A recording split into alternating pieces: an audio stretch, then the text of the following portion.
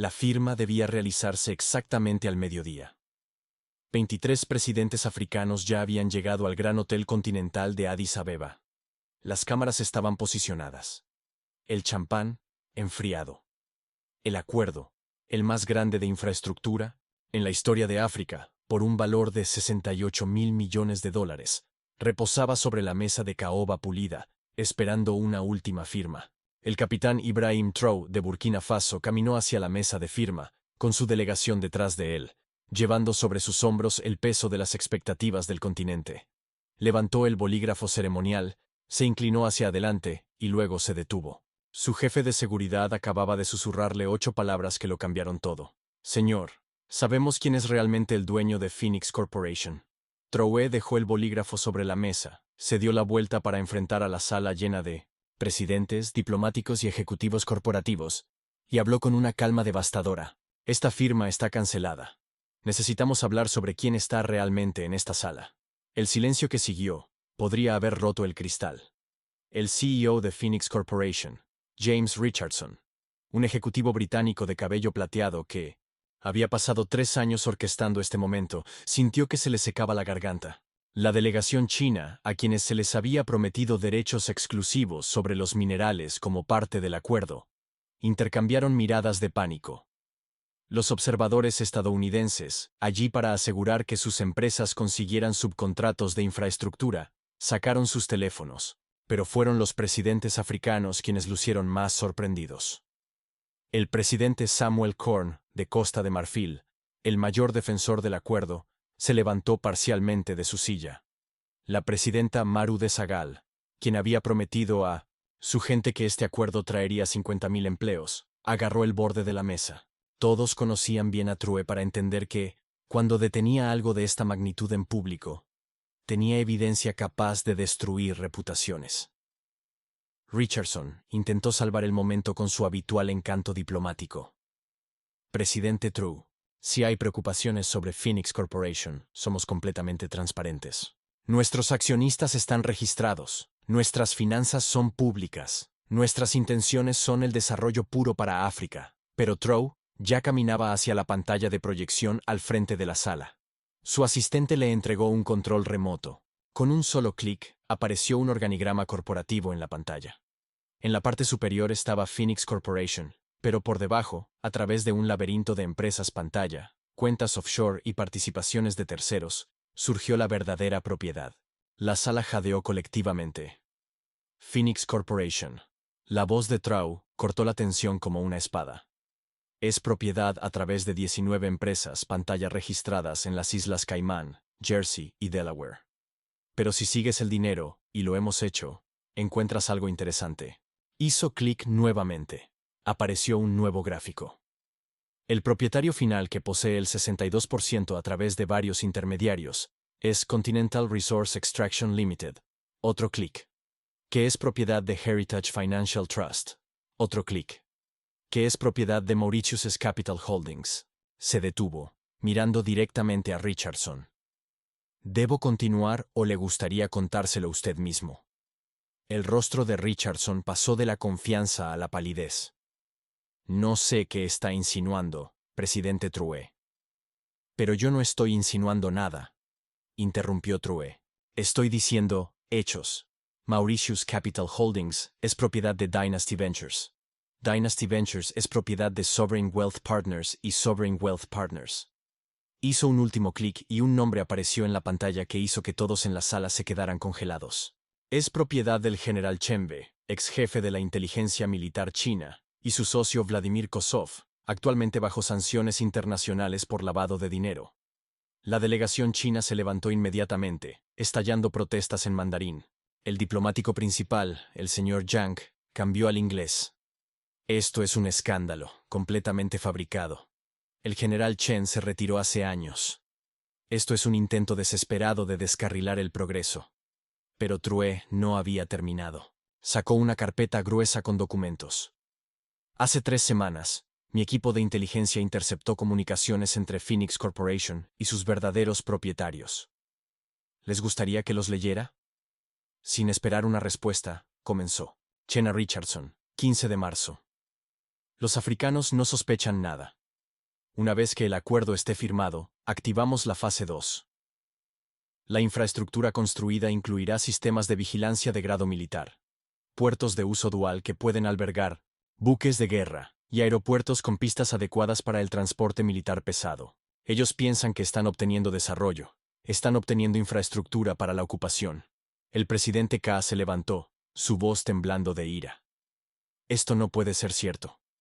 Hemos pasado 2 años negociando este acuerdo. La diligencia debida fue exhaustiva. ¿Su diligencia debida?, dijo Trowe, mirándolo.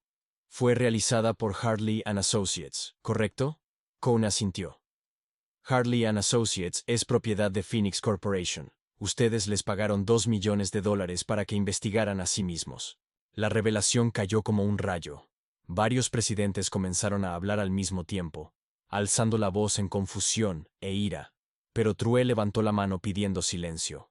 Hay más. El financiamiento de este acuerdo, los $68.000 millones. ¿De dónde pensaban que venía? De los bancos de desarrollo internacionales y los inversionistas privados, dijo la presidenta Dove, aunque su voz había perdido la confianza inicial. Trowe negó con la cabeza.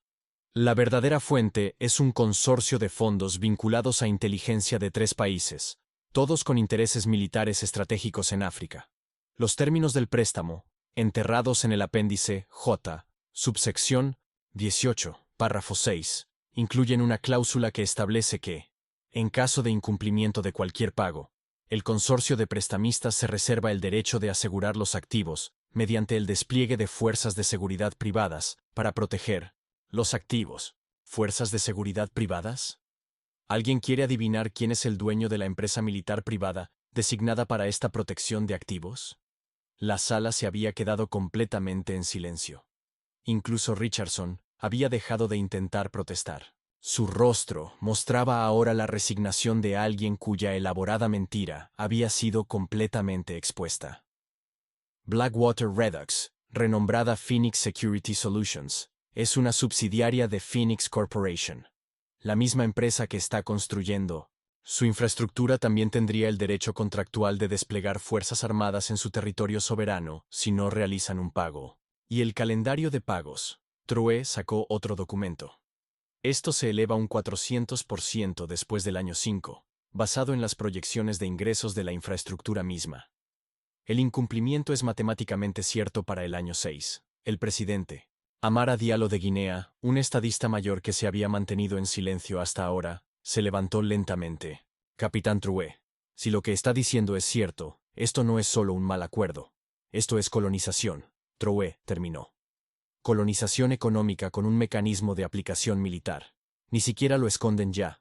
Solo cuentan con que no leamos la letra pequeña. Richardson finalmente encontró su voz.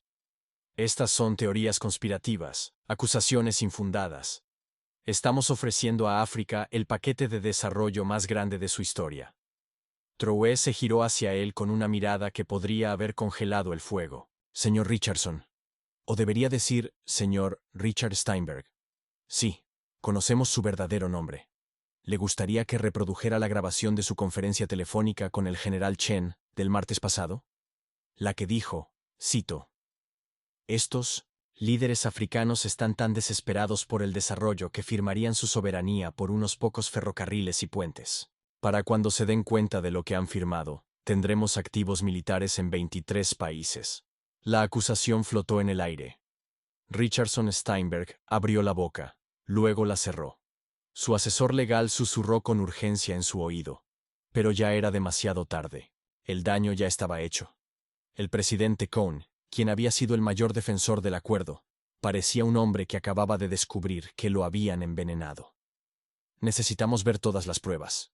Todo, dijo. Trowe asintió a su asistente, quien comenzó a distribuir gruesas carpetas a cada delegación.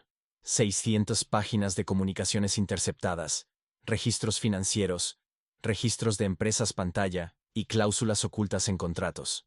Mi equipo ha estado investigando Phoenix Corporation durante 18 meses. Lo que comenzó como una diligencia de vida rutinaria, se convirtió en el descubrimiento de la mayor operación encubierta contra la soberanía africana desde la Conferencia de Berlín.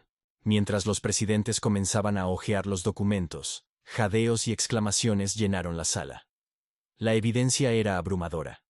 Transferencias bancarias de fondos secretos de inteligencia. Correos electrónicos discutiendo mecanismos de control poblacional en el diseño de la infraestructura. Imágenes satelitales que mostraban que los puertos comerciales propuestos en realidad estaban diseñados con especificaciones militares. Mapas que indicaban que todas las rutas de transporte propuestas conducían a depósitos minerales estratégicos, no a centros de población. La presidenta Du levantó la vista de los documentos. Su rostro estaba pálido. Los hospitales que prometieron construir, según esto, están diseñados con niveles subterráneos adecuados para operaciones médicas militares de emergencia. Las escuelas tienen áreas de asamblea de múltiples usos adaptables para detenciones temporales. ¿Qué tipo de plan de desarrollo es este? El tipo, respondió Trowe. Diseñado por personas que ven a África no como una socia, sino como un premio, no como naciones para desarrollar, sino como territorio para controlar. El diplomático chino, el señor Yang, intentó una última evasión. Incluso si algunos actores problemáticos están involucrados, el desarrollo que África necesita es real. Seguramente podemos reestructurar el acuerdo. Eliminar los elementos problemáticos. ¿Eliminar los elementos problemáticos? La voz de Trowe se alzó por primera vez. Señor Yang, todo el acuerdo es el elemento problemático. Esto no es desarrollo con algunas condiciones desafortunadas. Esto es ocupación disfrazada de desarrollo. Cada ferrocarril lleva a una mina o a un puerto, no para conectar las ciudades africanas. Cada aeropuerto está colocado cerca de depósitos de recursos, no de centros de población. Cada zona industrial es en realidad una instalación de extracción. No están construyendo África. Están preparándola para ser vaciada.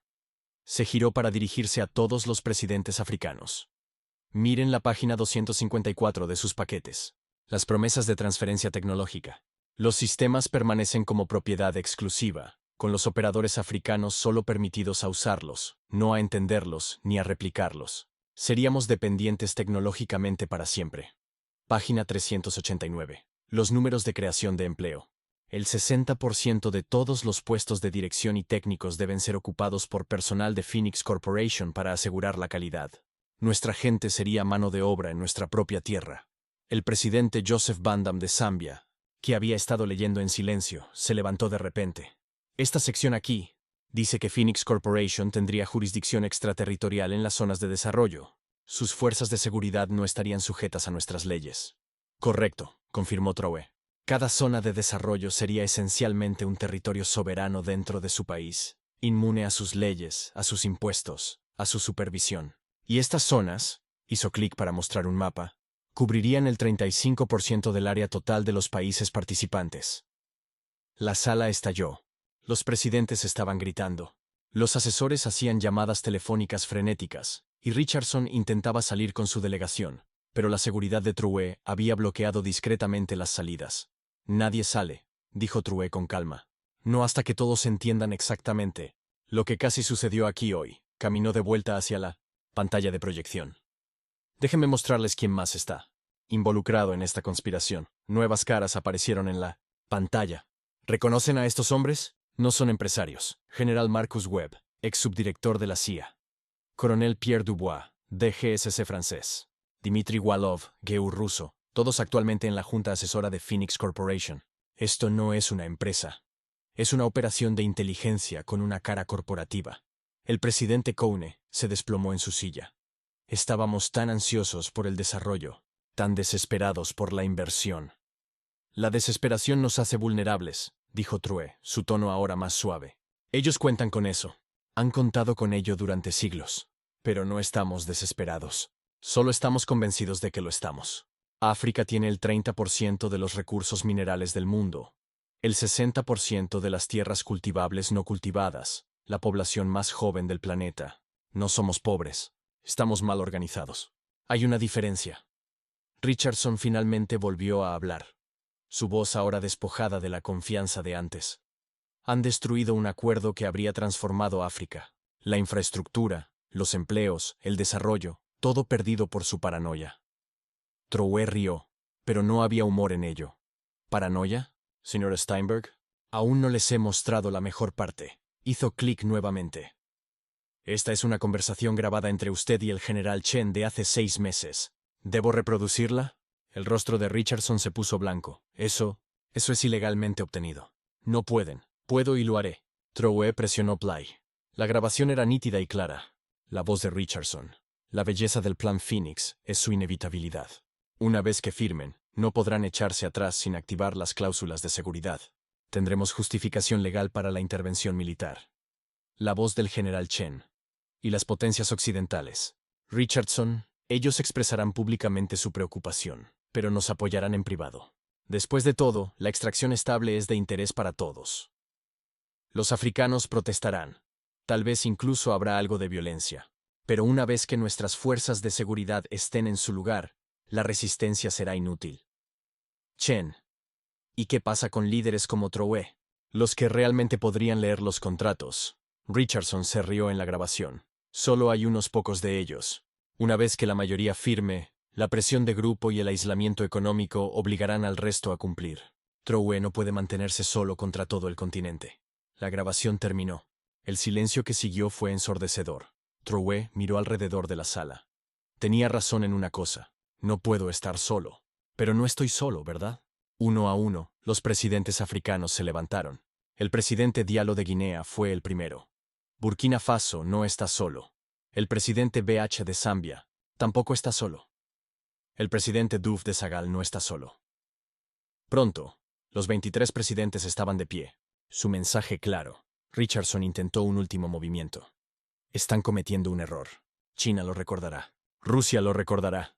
Occidente lo recordará. Estarán aislados, sancionados, quizá destruidos económicamente. Pero seremos destruidos como naciones soberanas, no como territorios ocupados, dijo Trowe. Eso hace toda la diferencia. Se giró hacia los demás presidentes. Propongo que creemos nuestro propio fondo de desarrollo. Cada nación aportará lo que pueda. Construiremos nuestra propia infraestructura con nuestras propias manos para nuestra propia gente. Será más lento, más difícil, menos impresionante, pero será nuestro. El presidente K, recuperándose del impacto inicial, asintió lentamente. El Fondo de Soberanía de Infraestructura Africana. Yo secundó la propuesta. Tercero, dijo el presidente Diouf. La votación fue unánime. Richardson y su delegación fueron escoltados afuera. Su gran ceremonia de firma se convirtió en la exposición más humillante de operaciones encubiertas en la historia moderna. Mientras se iban, Trowe llamó. Señor Steinberg, dígales a sus manipuladores algo de mi parte. África ya no está a la venta, ni por 68.000 millones, ni por 680.000 millones, ni por ningún precio. Las semanas siguientes vieron una cascada de revelaciones. Periodistas armados con los documentos que Trowe había distribuido destaparon una red de acuerdos similares en todo el mundo en desarrollo. Phoenix Corporation no era única. Era parte de una estrategia más amplia de imperialismo económico disfrazado de desarrollo. La reacción fue severa. Los mercados bursátiles castigaron a las empresas asociadas con Phoenix Corporation. 3 gobiernos iniciaron investigaciones criminales. El Consejo de Seguridad de la ONU celebró sesiones de emergencia. Pero lo más importante fue que las naciones en desarrollo comenzaron a leer sus contratos. Todos ellos. Cada cláusula. Cada apéndice. Cada nota al pie. En su oficina en Ouagadougou, Trowe se reunió con su jefe de inteligencia, el coronel Sawado. ¿Cuánto tiempo has sabido sobre Phoenix Corporation? 18 meses, como dijiste, pero la imagen completa no quedó clara hasta hace 6 semanas, cuando capturamos a uno de sus especialistas en comunicaciones. Nos proporcionó las grabaciones, la verdadera estructura de propiedad, todo. Y si no hubiera detenido la firma, Sawado estuvo en silencio por un momento. En 5 años, África habría estado más controlada que durante la época colonial. Al menos entonces la ocupación era visible. Esto habría sido cadenas invisibles, legales, irrompibles. Trowe asintió. El nuevo colonialismo no necesita ejércitos. Necesita contratos. Los abogados son los nuevos generales. La deuda es la nueva arma. El desarrollo es la nueva conquista. Señor, habrá consecuencias. No perdonarán esta humillación. Sé que intentarán destruirnos económica, políticamente, tal vez incluso físicamente, pero hemos sobrevivido a peores. Y ahora no estamos solos. 23 naciones vieron la verdad hoy. Esa verdad se difundirá.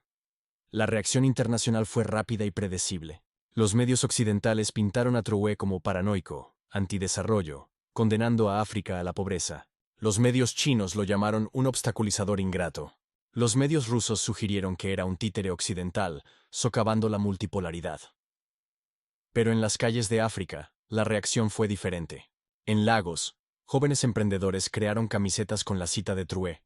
África ya no está a la venta. En Nairobi, estudiantes universitarios celebraron manifestaciones en apoyo a la soberanía sobre el desarrollo acelerado. En El Cairo, economistas comenzaron a diseñar modelos de desarrollo realmente africanos. La reacción más interesante vino de sectores inesperados. Varios países del Caribe solicitaron los documentos de Phoenix Corporation, sospechando de esquemas similares en sus regiones. Los países del sudeste asiático comenzaron silenciosamente a revisar sus propios acuerdos de infraestructura. Los gobiernos latinoamericanos empezaron a hacer preguntas más difíciles sobre las asociaciones de desarrollo. El presidente Kone de Costa de Marfil, que alguna vez fue el mayor defensor de Phoenix Corporation, se convirtió en su opositor más vocal. En un discurso televisado a su nación admitió: «Estaba cegado por la promesa del progreso. Estuve a punto de firmar nuestro futuro por la ilusión del desarrollo». El presidente Trué no solo salvó a Burkina Faso, sino a todos nosotros de un error catastrófico. Phoenix Corporation intentó salvar su reputación.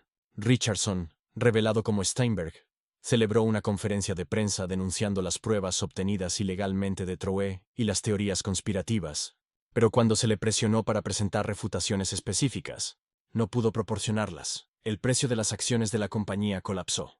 En un mes declaró bancarrota. Sus activos fueron congelados por múltiples investigaciones internacionales. El general Chen, expuesto como el titiritero, desapareció de la vista pública. Algunos dijeron que estaba bajo arresto domiciliario en Pekín, el gobierno chino avergonzado por su exposición.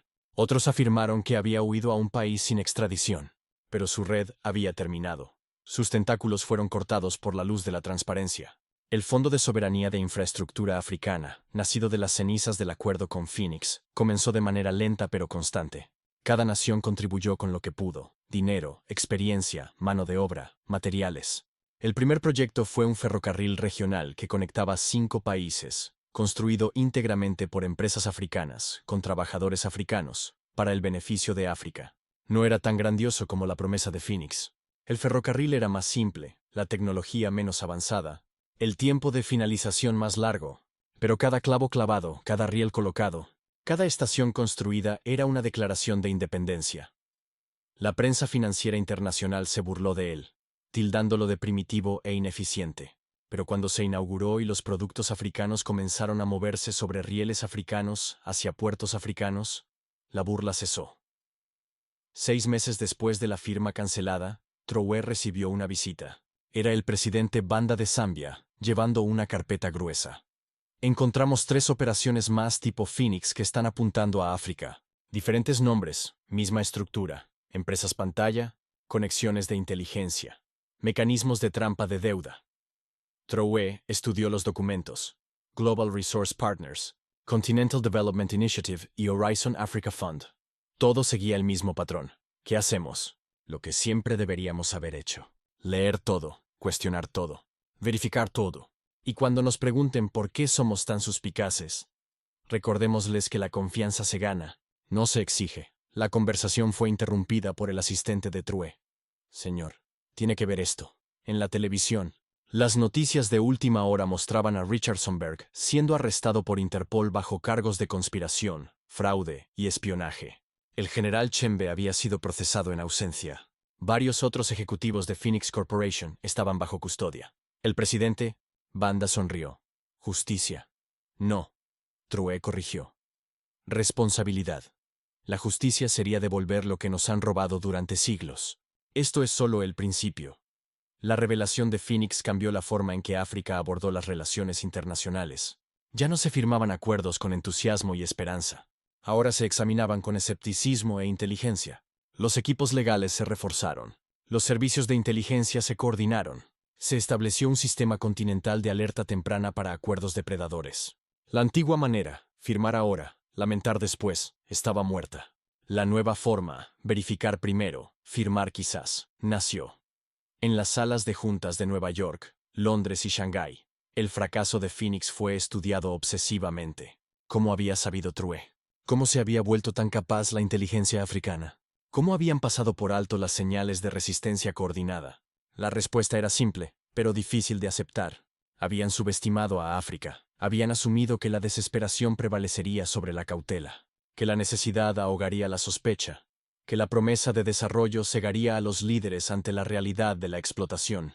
Se habían equivocado. Un año después de la firma cancelada, el Gran Hotel Continental de Addis Abeba albergó otro encuentro. Esta vez fue la primera cumbre del Fondo de Soberanía de Infraestructura Africana. 41 naciones asistieron, no solo las 23 originales.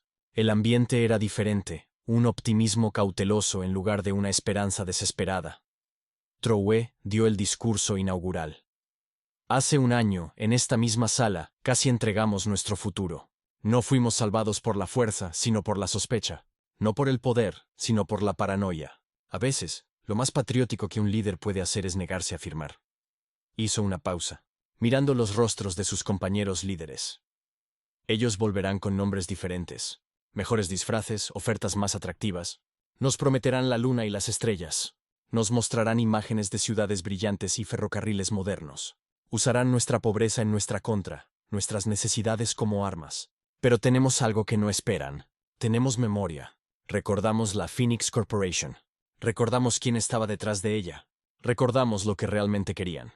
Y recordaremos leer cada línea, cuestionar cada cláusula, investigar cada socio. El precio de la soberanía es la vigilancia eterna. El costo del desarrollo no puede ser la independencia. Construimos más lentamente pero más fuertes. Progresamos gradualmente pero genuinamente. Nos desarrollamos deliberadamente pero con dignidad. El aplauso que siguió no fue solo para el discurso. Fue por la revelación que los había salvado. Por el coraje de decir no.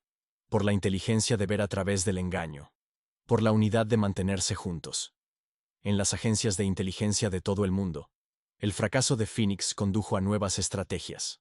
Si la colonización corporativa directa no funcionaría, intentarían otros métodos: infiltración cultural, dependencia educativa, control tecnológico. El juego no había terminado. Estaba evolucionando, pero África también estaba evolucionando. La generación que presenció la revelación de Phoenix creció desconfiando de las grandes promesas y de los inversores de lengua suave. Estudiaron contratos en la Facultad de Derecho, usando Phoenix como un caso de estudio. Aprendieron programación para construir tecnologías africanas, en lugar de depender de sistemas extranjeros. Crearon medios para contar historias africanas, en lugar de consumir narrativas extranjeras. El legado más duradero de Phoenix Corporation no fue lo que construyó. No construyó nada. Fue lo que reveló. Que la era de la explotación fácil estaba llegando a su fin. Que África estaba observando, leyendo, entendiendo que el continente ya no era un tablero de ajedrez, sino un jugador. 5 años después, los historiadores marcarían la revelación de Phoenix como un punto de inflexión. No el fin de los intentos de explotación, sino el comienzo de la resistencia efectiva. El momento en que África dejó de creer en la salvación desde el exterior y comenzó a construir desde dentro. Richardson Schlosberg, cumpliendo una condena de 20 años por conspiración y fraude, dio una entrevista desde prisión.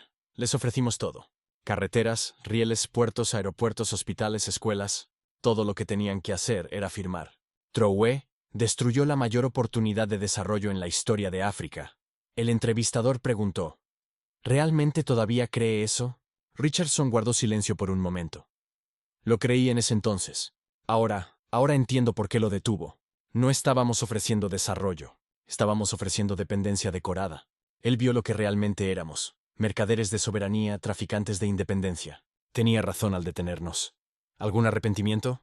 Solo uno. Lamento haber subestimado la inteligencia africana. Pensamos que estábamos tratando con líderes desesperados que firmarían cualquier cosa.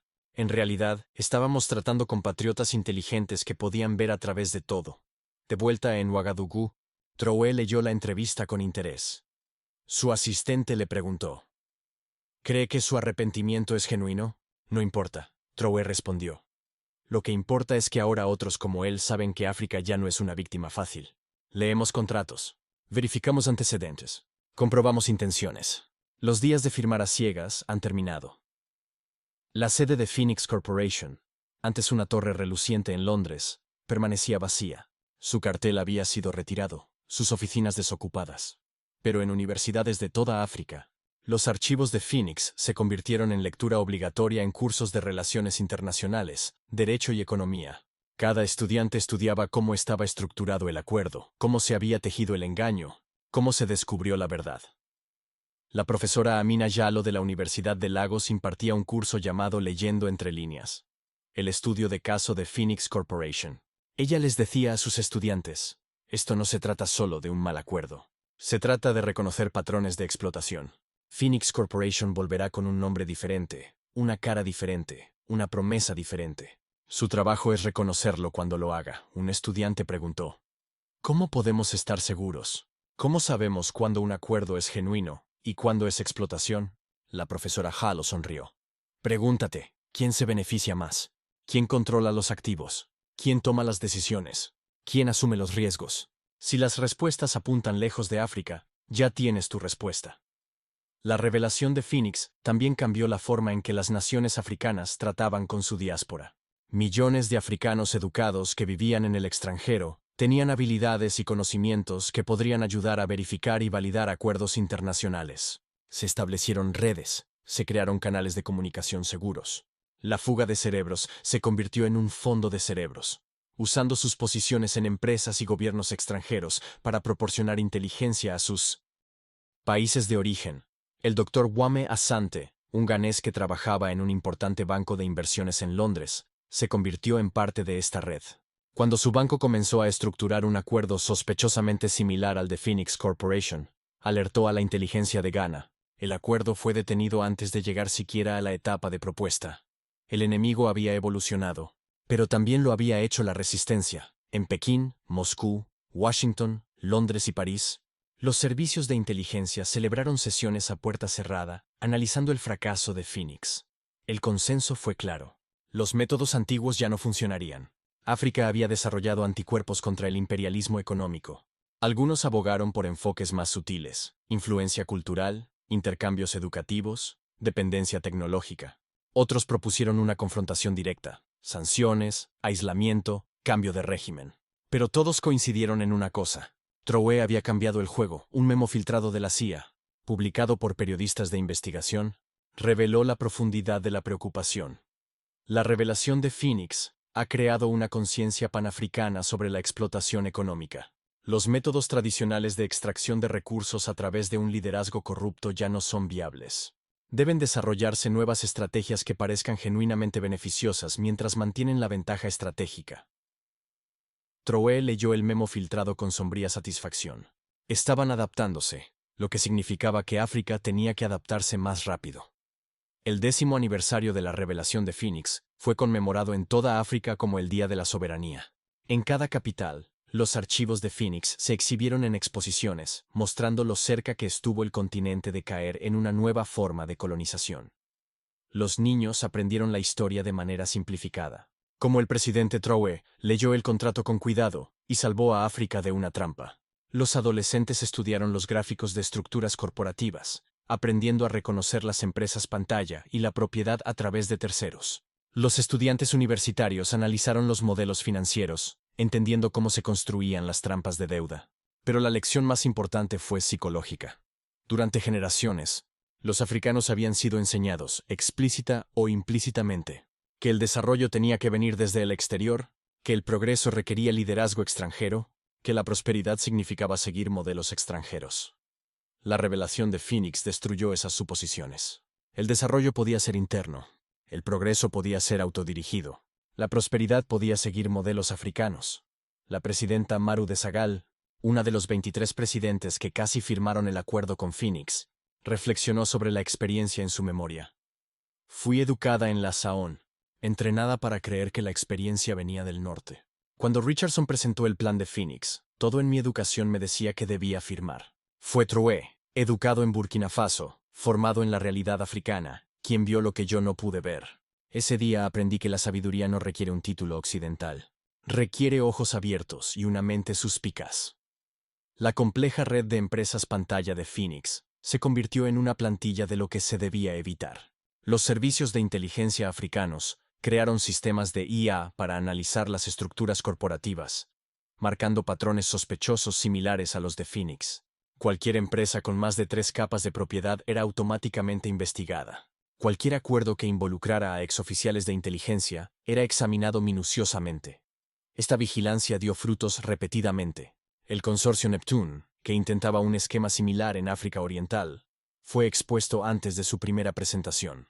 El Grupo de Desarrollo Atlas, que apuntaba a la agricultura de África Occidental, se reveló como vinculado a empresas militares privadas. La iniciativa Prometheus, que prometía infraestructura digital, fue descubierta como una amenaza de vigilancia que habría dado a las potencias extranjeras acceso en tiempo real a todas las comunicaciones digitales africanas. Cada revelación fortaleció la resistencia. Cada complot expuesto educó a la siguiente generación. Cada intento fallido hizo que los intentos futuros fueran más difíciles.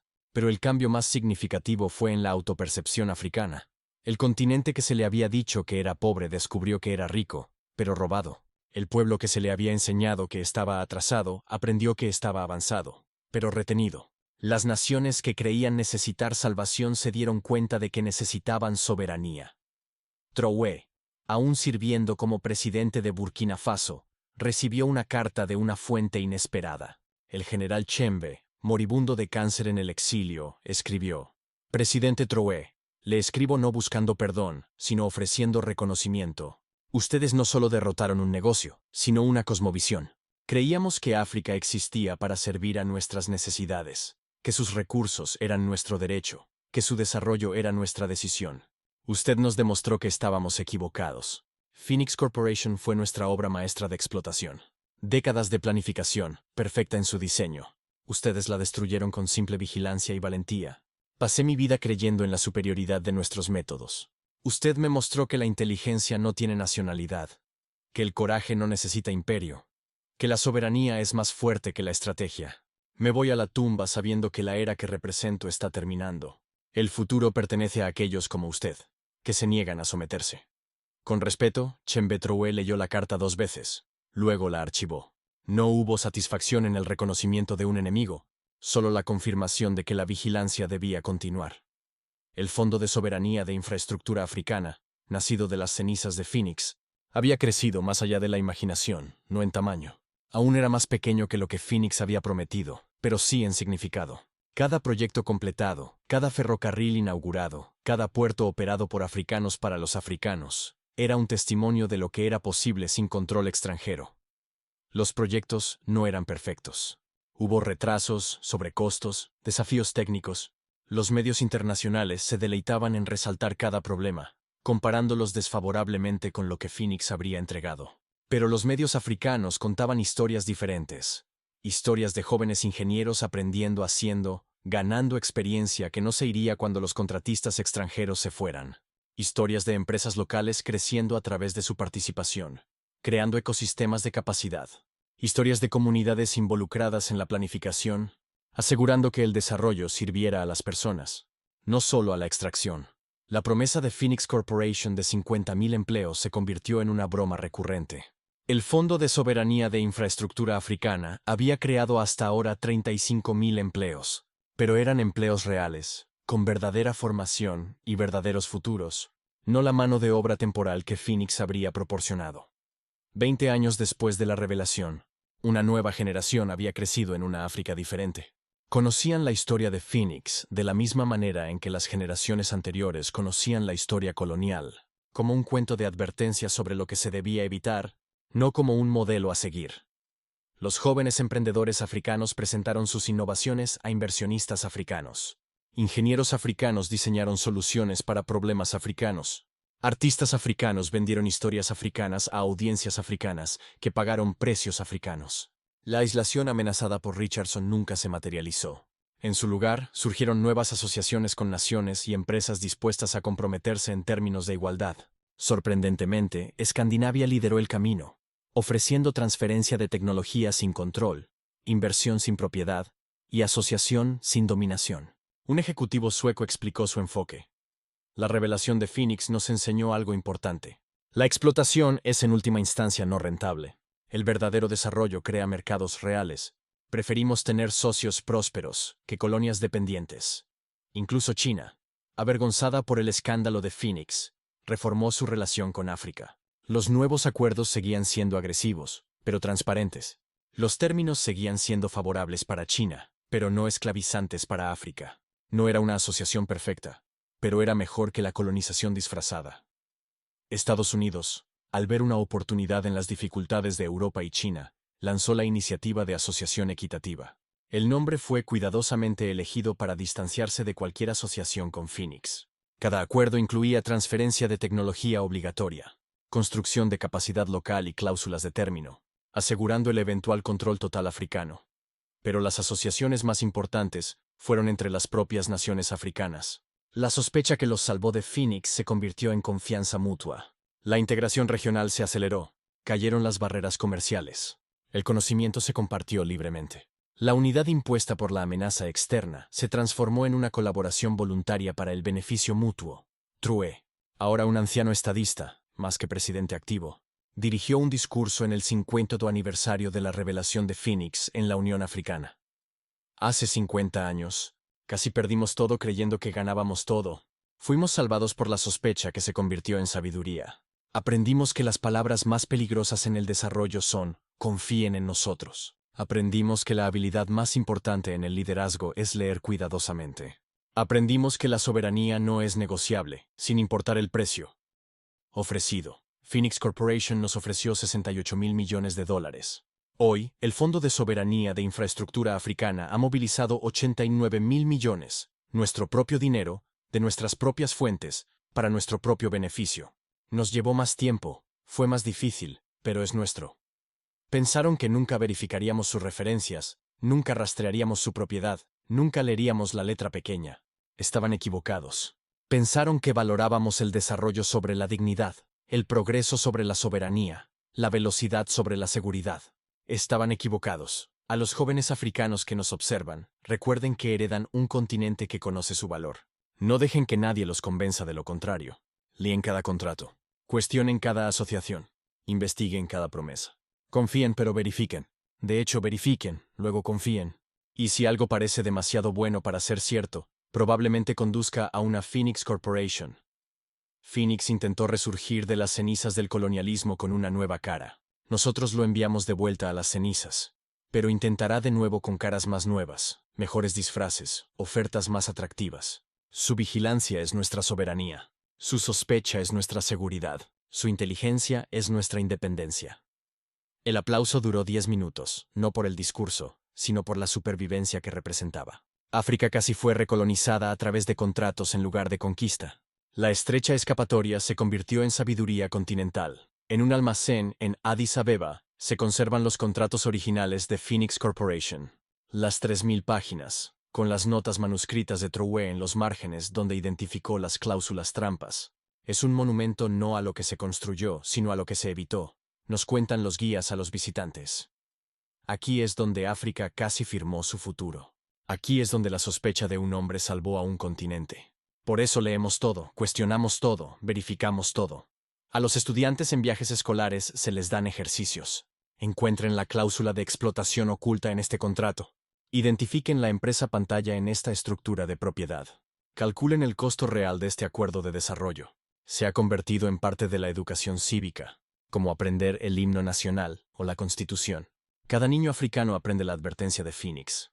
Las hermosas promesas esconden intenciones feas. Siempre lean antes de firmar.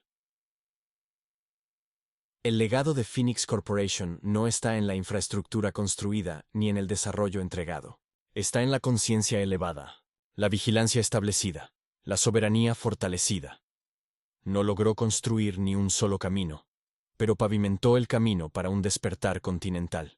La predicción del general Chembe de que África sería controlada a través de contratos resultó ser correcta, solo que no de la manera que él había previsto. África sí fue controlada a través de contratos. Contratos que se escribieron a sí mismos, para sí mismos, por sí mismos.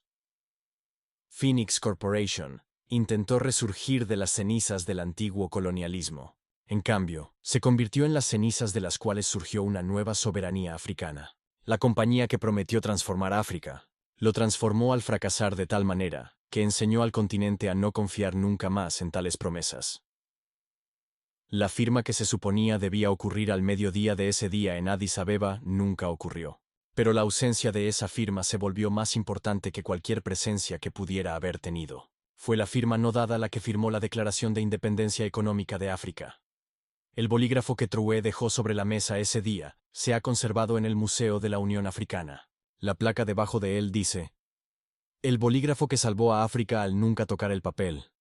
A veces, las firmas más importantes son las que no se dan. En las salas de juntas de todo el mundo, el fracaso de Phoenix sigue siendo estudiado, no como un fracaso empresarial, sino como un fracaso de inteligencia. ¿Cómo habían pasado por alto la evidencia? ¿Cómo se había vuelto tan sofisticada la inteligencia africana? ¿Cómo había visto un hombre lo que cientos de analistas no habían visto? La respuesta era más simple de lo que querían admitir. Habían confundido desesperación con estupidez. Supusieron que, porque África necesitaba desarrollo, aceptaría cualquier condición. Olvidaron que los pobres todavía pueden leer, que los desesperados aún pueden pensar, que los hambrientos pueden rechazar el veneno disfrazado de comida. Un estudio de caso de la Harvard Business School sobre Phoenix Corporation se convirtió en lectura obligatoria, no solo por lo que salió mal, sino por lo que reveló sobre las suposiciones. El profesor Michael Roberts, quien escribió el estudio, concluyó: Phoenix Corporation fracasó no porque su plan estuviera fallido, sino porque su cosmovisión estaba obsoleta. Estaban jugando un juego del siglo XX en un mundo del siglo XXI. Pensaban que la asimetría de la información aún existía. Pensaban que la inteligencia estaba monopolizada por el mundo desarrollado. Pensaban que la desesperación anulaba la discreción. Estaban equivocados en todos los aspectos. Las empresas tecnológicas que habían sido parte del componente de infraestructura digital de Phoenix se apresuraron a distanciarse. Correos electrónicos internos filtrados por denunciantes mostraron que sabían sobre las capacidades de vigilancia, los planes de recolección de datos, los sistemas de monitoreo de la población, disfrazados como tecnología de ciudades inteligentes. Uno de los correos electrónicos de un alto ejecutivo de una importante empresa tecnológica decía: los africanos no entenderán las implicaciones de la tecnología que estamos instalando.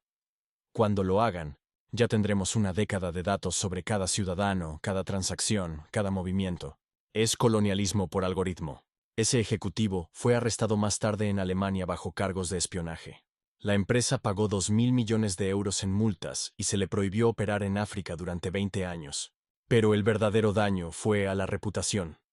Los países africanos comenzaron a desarrollar sus propios sectores tecnológicos, negándose a ser colonias digitales como se habían negado a ser colonias físicas. La Iniciativa de Soberanía Tecnológica Africana, lanzada 3 años después de la Revolución de Phoenix, creó estándares continentales para la independencia digital. Cada sistema debía tener supervisión local, transparencia en el código y soberanía de los datos. Las empresas tecnológicas extranjeras podían participar, pero no controlar. En Silicon Valley, esto inicialmente se ridiculizó como proteccionismo tecnológico y nacionalismo digital. Pero cuando los desarrolladores africanos comenzaron a crear soluciones que funcionaban mejor para los contextos africanos que la tecnología occidental importada, la burla cesó. Los sistemas de dinero móvil diseñados en Kenia revolucionaron las finanzas globalmente. Las aplicaciones agrícolas creadas en Nigeria transformaron la agricultura en todo el mundo. La inteligencia artificial para gestión de tráfico desarrollada en Ruanda fue adoptada por ciudades desde Mumbai hasta Sao Paulo. Phoenix Corporation había prometido convertir a África en consumidora de tecnología. Su fracaso convirtió a África en creadora de tecnología. Drouet, reflexionando sobre esto años después, observó: pensaron que necesitábamos sus soluciones para nuestros problemas. No se dieron cuenta de que nuestros problemas crearían nuestras soluciones. La necesidad no es solo la madre de la invención, es la madre de la innovación, la independencia y la inteligencia. El impacto cultural continuó haciendo eco. Un cineasta nigeriano creó un thriller llamado Página 168, dramatizando el momento en que Drouet descubrió las cláusulas ocultas. Se convirtió en la película africana más taquillera de todos los tiempos, no solo en el continente, sino a nivel mundial. Las audiencias de todo el mundo vieron sin aliento mientras el actor que interpretaba a Drouet leía lentamente el contrato, su rostro cambiando a medida que se daba cuenta de la trampa. Un dramaturgo sudafricano escribió La firma, una obra de un solo hombre que mostraba el viaje psicológico de un actor interpretando a Richardson Slashberg, desde la confianza arrogante hasta el colapso total. Ganó premios en Londres. Irónico, dado que Londres había sido la sede de Phoenix Corporation. Músicos de toda África crearon un género completo llamado música de contrato. Canciones que advertían sobre los peligros de firmar sin leer, de confiar sin verificar, de creer en promesas sin comprobar los pagarés. Las letras eran educativas, disfrazadas de entretenimiento, enseñando alfabetización financiera a través del ritmo y la rima. Pero quizás el impacto cultural más duradero fue sobre el lenguaje mismo. No pagar un Phoenix se convirtió en jerga continental para referirse a no leer la letra pequeña. Eso es muy Phoenix significaba algo que parecía bueno, pero ocultaba explotación. Necesito hacer un trout significaba investigar a fondo antes de comprometerse. El impacto económico fue medible y masivo. Un estudio del Banco Mundial, realizado después de mucho análisis sobre su propio papel en habilitar acuerdos como el de Phoenix, encontró que en la década posterior a la revelación, el PIB africano creció un promedio de un 2.3% más de lo proyectado. La diferencia se debió a que los recursos se quedaron en el continente. Las ganancias fueron reinvertidas localmente y la tecnología se desarrolló internamente. La conclusión del estudio fue redactada diplomáticamente, pero devastadora. La fallida iniciativa de Phoenix Corporation contribuyó paradójicamente más al desarrollo africano, a través de su fracaso, que lo que hubiera logrado a través de su éxito. La conciencia despertada y la vigilancia establecida generaron beneficios económicos que superaron cualquier desarrollo de infraestructura. Los ejecutivos de Phoenix que habían sido arrestados enfrentaron juicios que se convirtieron en libros de texto de derecho internacional. El cargo fue terrorismo económico, un nuevo concepto legal establecido específicamente para este caso. La defensa de Richardson Steinberg fue reveladora. Operamos de acuerdo con las prácticas comerciales internacionales estándar. Si esto es terrorismo, entonces, la mitad de todos los acuerdos de desarrollo internacional son terrorismo. La respuesta del fiscal se hizo famosa. Sí, eso es exactamente lo que estamos diciendo. El veredicto fue culpable en todos los cargos. Las sentencias oscilaron entre 10 y 25 años. Pero más importante que el tiempo en prisión fue el precedente legal. Ahora, los países podían procesar la explotación económica como un crimen contra la soberanía. La mano invisible del mercado ya no podía golpear a las naciones sin consecuencias. Las organizaciones de desarrollo internacional tuvieron que reestructurarse por completo. El viejo modelo de ayuda condicionada, ajuste estructural y liberalización forzada estaba muerto. El nuevo modelo, asociación, transparencia y beneficio mutuo, nació no del altruismo, sino de la comprensión de que la explotación ya no era posible. El director del Fondo Monetario Internacional, en un momento de inusual sinceridad, admitió: la revelación de Phoenix nos obligó a confrontar una verdad incómoda. Gran parte de lo que llamamos asistencia para el desarrollo era, en realidad, prevención del desarrollo. Manteníamos a los países dependientes para mantenerlos conformes. Ese modelo ha terminado. La reforma no fue voluntaria.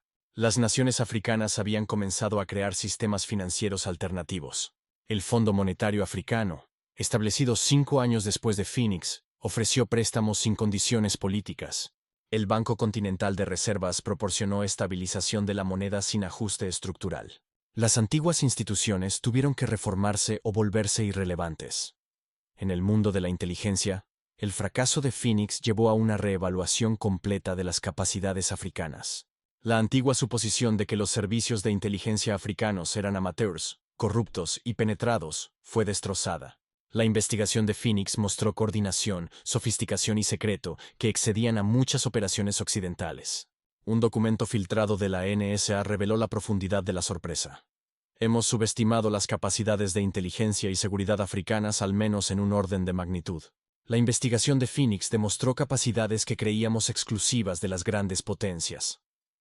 Recomendación: tratar a los servicios de inteligencia africanos como competidores pares, no como socios menores. Este respeto fue ganado con dificultad, pero real. Las operaciones conjuntas se convirtieron en verdaderas asociaciones.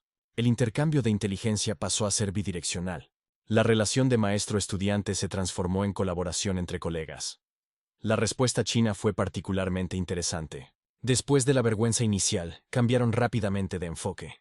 La nueva inversión china en África fue radicalmente transparente, casi de forma performativa. Cada contrato era público, cada cláusula explicada, cada estructura de propiedad clara. Aprendieron que la explotación oculta era imposible, por lo que comenzaron a competir en términos visibles.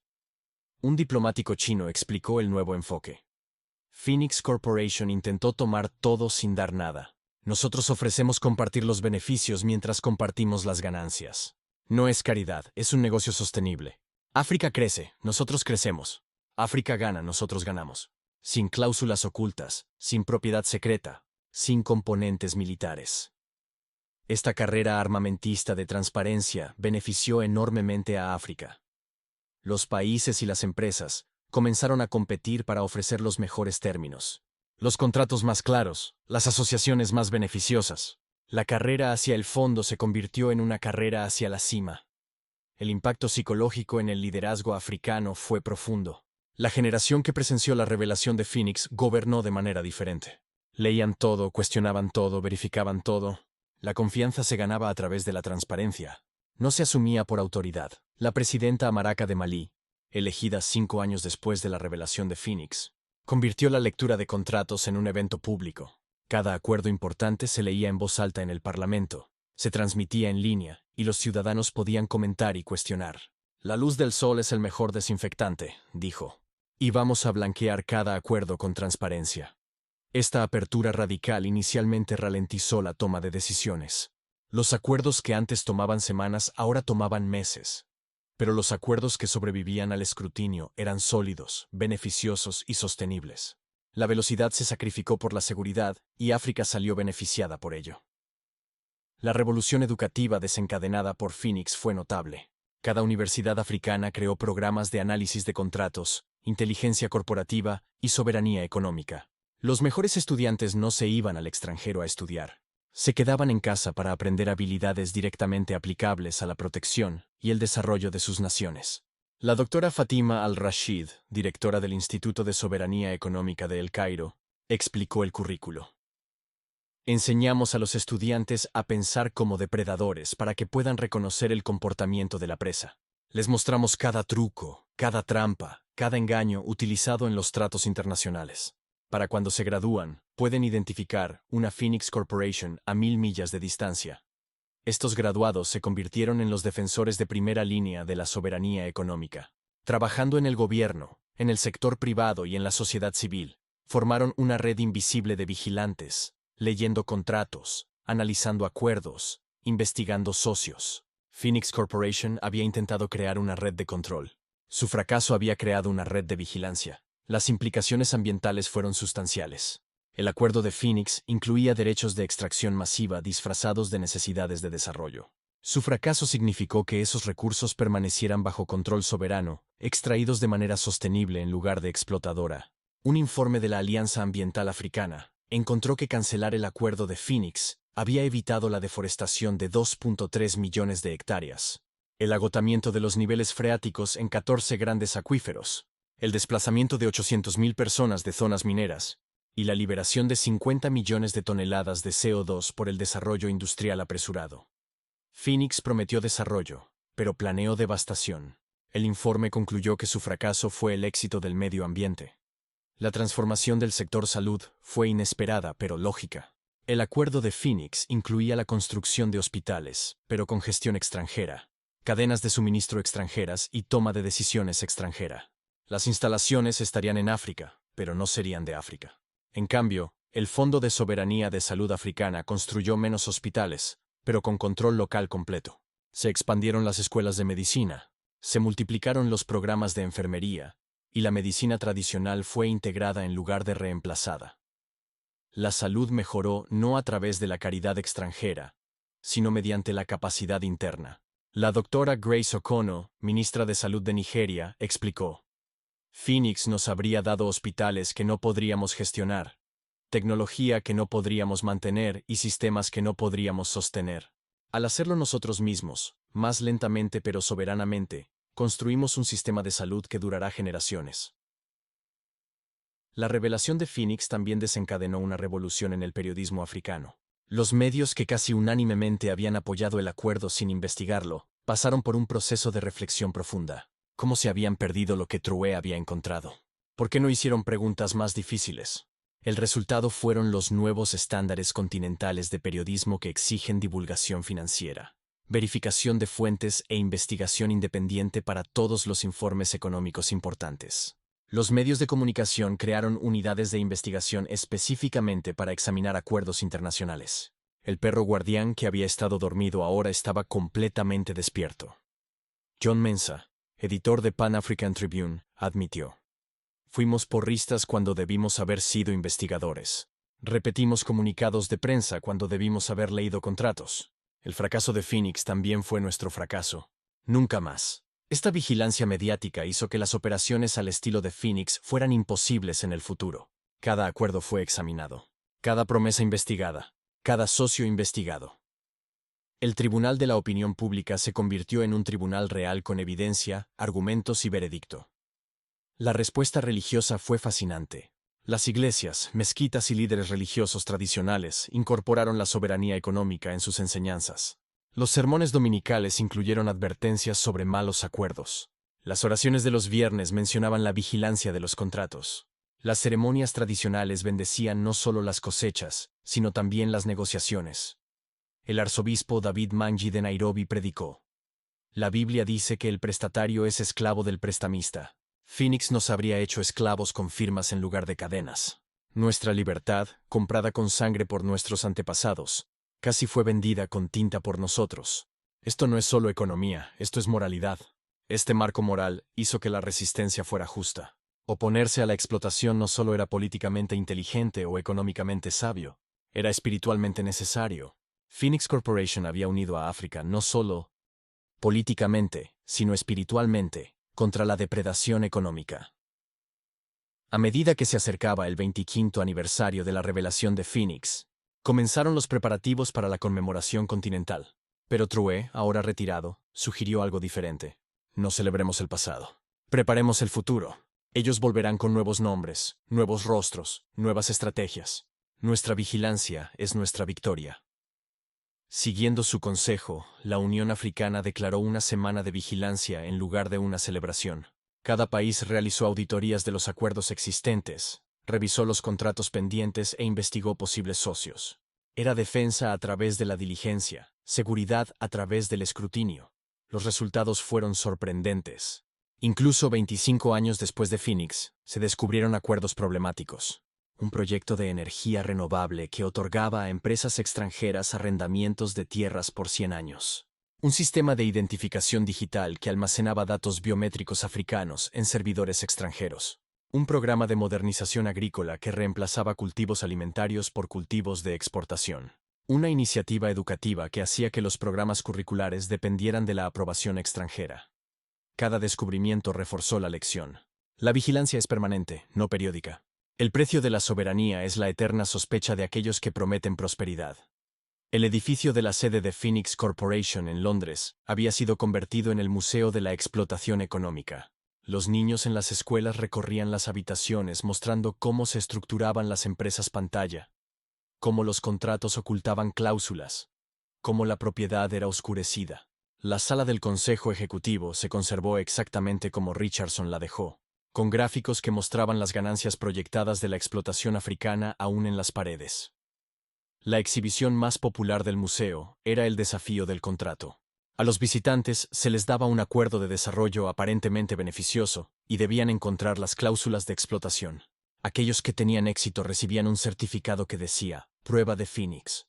Esta persona puede leer Richardson Berg, liberado de prisión después de cumplir 18 años, fue invitado a hablar en el 20º aniversario del museo. Su discurso fue notable por su honestidad. Estoy de pie en lo que alguna vez fue mi oficina. Mirando mis planes para colonizar económicamente África, ahora veo lo que entonces no podía ver, que no era un hombre de negocios, sino un pirata, no un desarrollador, sino un destructor. Phoenix Corporation no era una empresa, sino una conspiración, no ofrecía asociación, sino que planeaba el saqueo. El presidente Trué salvó a África de nosotros. Pero lo más importante es que nos salvó de nosotros mismos. Si hubiéramos tenido éxito, no habríamos creado desarrollo, sino dependencia. No prosperidad, sino pobreza. No asociación, sino parasitismo. A los jóvenes aquí aprendan de mi fracaso. El verdadero negocio crea valor para todas las partes. El verdadero desarrollo desarrolla a todos. La verdadera asociación significa socios iguales. Cualquier otra cosa es Phoenix Corporation con otro nombre. El discurso se volvió viral, no por el perdón, sino por la educación. Incluso el arquitecto de la explotación ahora admitía que estaba equivocado. La claridad moral fue completa, pero Trué, al pedir comentar, permaneció enfocado en el futuro. El arrepentimiento de Richardson se toma en cuenta, pero no es necesario. Lo necesario es que el próximo Richardson sea detenido antes de llegar a la ceremonia de firma. Que la próxima Phoenix Corporation sea expuesta en su concepción, no en el contrato. Que el próximo intento de colonización económica sea prevenido por la preparación, no por un descubrimiento afortunado. Su advertencia resultó ser profética. Dentro de un año, la Alianza Neptune fue expuesta. Un consorcio que intentaba la explotación marítima de recursos mediante complejos contratos de protección ambiental. El patrón era similar al de Phoenix, una superficie beneficiosa, una sustancia explotadora, pero esta vez se descubrió en semanas, no en meses. Los anticuerpos funcionaron. El capítulo final de la historia de Phoenix aún se está escribiendo. Cada intento fallido de explotación agrega otra página. Cada resistencia exitosa agrega otro párrafo. Cada soberanía preservada agrega otra oración. En las escuelas de toda África, los niños recitan el juramento de Phoenix. Prometo leer cada línea, cuestionar cada cláusula, investigar a cada socio. Prometo valorar la soberanía sobre la velocidad, la dignidad sobre el desarrollo, la independencia sobre la inversión. Prometo recordar Phoenix Corporation y reconocer su regreso. Prometo ser vigilante, suspicaz y soberano siempre. Es más que un juramento. Es una oración por la libertad permanente, una declaración de independencia eterna. Una promesa de que el Fénix nunca volverá a resurgir. La firma que nunca ocurrió, ese mediodía en Addis Abeba, resuena a través de la historia. No como ausencia, sino como presencia, la presencia de la mente para detenerse, pensar e investigar. El bolígrafo que nunca tocó el papel escribió el futuro de África con más claridad que cualquier firma podría haberlo hecho. Phoenix Corporation prometió transformar África en 5 años. Su fracaso transformó a África para siempre. No con infraestructura, sino con conciencia. No con desarrollo, sino con discernimiento. No con inversión, sino con inteligencia. Y en esa transformación yace la ironía definitiva. Phoenix Corporation logró su objetivo declarado de desarrollo africano, solo que no de la manera en que lo había planeado. Al intentar explotar a África, educó a África. Al intentar colonizar a África, liberó a África. Al fallar completamente, logró crear el mismo desarrollo que había prometido entregar. El desarrollo de la vigilancia permanente, la soberanía eterna y la independencia intransigente. El Fénix de la mitología resurge de las cenizas.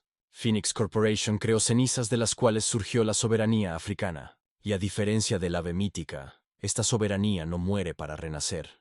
Vive, aprende y se fortalece con cada intento de matarla. Las últimas palabras pertenecen a True, pronunciadas en su última aparición pública. Vinieron con contratos en lugar de armas, con cláusulas en lugar de cadenas, con deuda en lugar de látigos, pero la colonización con otro nombre sigue siendo colonización. Los detenemos no con guerra, sino con lectura, no con violencia, sino con vigilancia, no con revolución, sino con revelación. Y seguiremos deteniéndolos para siempre si es necesario. Porque África no es un contrato que firmar. Es un continente que debe ser soberano. Phoenix Corporation está muerta. Viva la vigilancia que la mató. Dentro de algunos años, los historiadores no se centrarán en los 68.000 millones de dólares que se escaparon ese día en Addis Abeba. Escribirán sobre las 8 palabras que lo cambiaron todo y el coraje de un hombre para decir no, cuando todos esperaban un sí. Phoenix Corporation pensó que compraban el futuro de África. En cambio, le enseñaron a África su valor. Y esa lección, escrita no en contratos, sino en conciencia, se convirtió en la inversión más valiosa que el continente nunca firmó. El bolígrafo que nunca tocó el papel ese mediodía, escribió la historia con más poder que cualquier firma podría haberlo hecho. SS.